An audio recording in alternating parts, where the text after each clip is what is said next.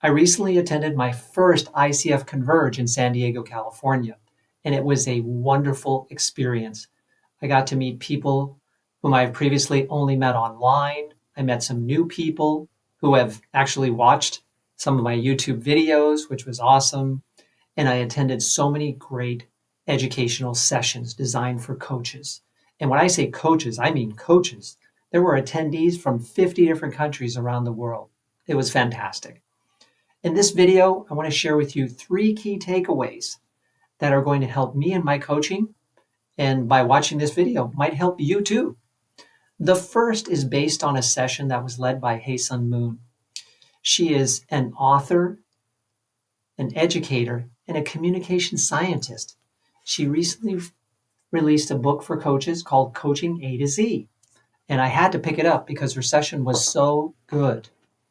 She shared with us about something that she's created that can support more effective coaching sessions. It's called the DOQ. And what does that stand for? Dialogic Orientation Quadrant. In the image, you can see that this quadrant has 4 sections, right? Quadrants 1 through 4. Quadrant 1 is called the preferred future, which is where you would like to get clients in the session, right? They're thinking about a preferred future situation that they would like to move towards, and the coaching session may help them to get there. Quadrant 2 is the resourceful past. A simple example of that is, what's worked for you previously in a situation like this? What resources have helped you to solve a similar challenge? We can tap into the resourceful past to move towards the preferred future. The quadrants that may not be as helpful that we sometimes might get our clients into through the use of certain words or phrases are quadrants 3 and 4. The troubled past, right? Obviously not resourceful. And the fearful future, what we're dreading, that's quadrant 4. We don't want to get our clients spending too much time in the troubled past or the fearful future. Hae-Sun suggested using 2 words in our coaching sessions that may be very helpful. Instead, if they are in the fearful future about, I'm so not looking forward to what's going to happen with this meeting on Wednesday with my team, I have to share some bad news, you might say, how would you like the meeting to go instead? How would you like it to go instead? Right? Instead of thinking that it's going to be a disaster, how would you like it to go? Well, then I start thinking about the preferred future. I would like the meeting to actually go well, even though I have to share bad news. How can you make that happen? What would need to be in place for it to actually be a positive and productive meeting? I had a client session yesterday where we were doing exactly that. They were imagining a team meeting that they're going to run in a couple weeks, and they're thinking about what they would prefer for that team meeting. They want it to be valuable, productive, not just updates going around the table, which is such a boring type of meeting. They want contributions. They want ideas shared. They want solutions that are created through all of the members of the meeting contributing. That's the preferred future.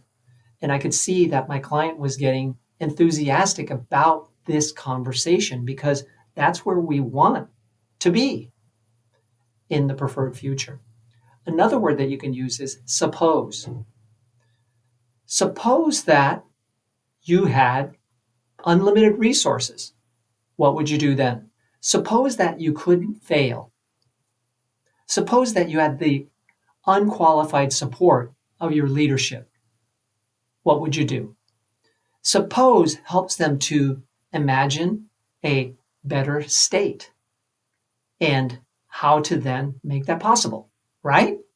So look into the work of Hae-Sun Moon. Maybe pick up the book for yourself. I'll be talking about the book in a later video because I just picked it up and started reading it. So I don't have a lot to share about what I'm learning that's going to help me, but I will do that in the future. All right, item number 2 came out of Converge. Music may be a great element to bring into coaching conversations. That was really interesting. I hadn't really thought about that before.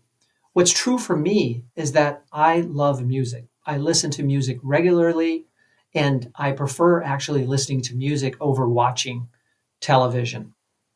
And that's been the case for many, many years. I was able to write down in my notes 4 different clients that I have spent time talking to about music in coaching sessions. And I believe that during those times, it increased rapport and connection. It elevated our moods. It's so interesting how music really captures our energy, our enthusiasm, and enlivens us, right? Well, that can happen in a coaching session. The 2 leaders of the session actually shared some questions that you can ask your clients, such as, what are you listening to lately? Similar to the question, what book are you reading lately? That's a common question, but some people aren't always reading a book. But many people are listening to music. And many people can also answer the question, what type of music do you like? And that may lead us to some new information about our client that could be helpful. Something really provocative that they shared in the session, besides how you can connect with individual clients around music, is that with groups, when they sing together, they become more cohesive. Imagine a team singing together. When you sing together, your breathing starts to get into alignment, and your heartbeats may even get into alignment as well. But you're in sync singing a song together. In this educational session at Converge, they had us sing a Bob Marley song. I think it was called Three Little Birds, something like that. And we were all singing it. We were enjoying it. The session leaders were playing guitars, and it was just a lot of fun. So just think about how music may play a role in your conversations with your clients. They believe that the way somatic coaching is a part of coaching today, music and coaching may start to be more involved as a partnership in coaching conversations in the near future. The last tip that I'm taking away from Converge for this video was based on a session with Nilofer Merchant. She has an upcoming book called Your Best Work, and the gist of the session was that she has discovered 24 different intangibles that lead to an organization doing their best work. Those intangibles could be intuition, can be emotion, can be trust, could be curiosity. Those are just a few of the intangibles that are hard to measure, hard to see and grasp, but you know they're there. There are many more intangibles than tangibles, and yet organizations tend to focus most of their energy on what they can measure.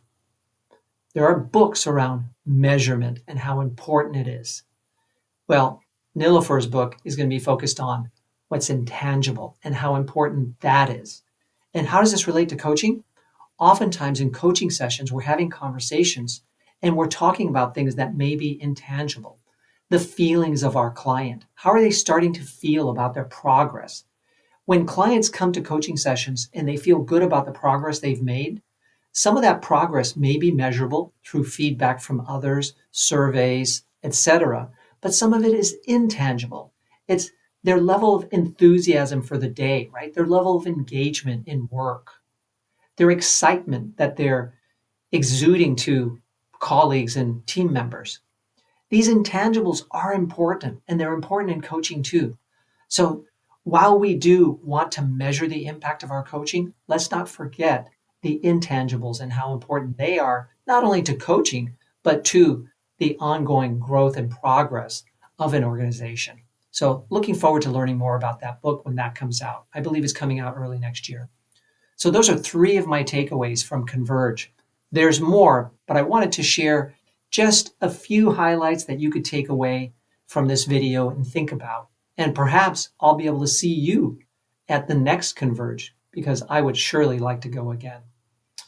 Now, if you appreciated what I shared with you here and you would like to learn more from me directly, consider enrolling in the Center for Executive Coaching. We have multiple programs to suit your pace, your style of learning, and your budget. So however you want to learn from us, we probably have a program to suit you. To learn from me, you can join the distance learning program because I teach classes most weeks of the year. You could join an upcoming in-person seminar and train directly with me for 3.5 days. You could also enroll in mentor coaching once you've joined the CEC. I lead 4 mentor coaching groups a year as well. So there are many ways to learn from me, going much deeper and way beyond the videos that you see on this channel. Visit BayAreaExecutiveCoachTraining.com to learn more about these options and to tap into additional resources to support you as a new executive coach or someone who's aspiring to be an executive coach. If you have questions or comments about this video, please post them. Please like this video, share it with others who could be helped by it. And if you have questions about coaching in general, email me at michael@BayAreaExecutiveCoaching.com. Thank you very much.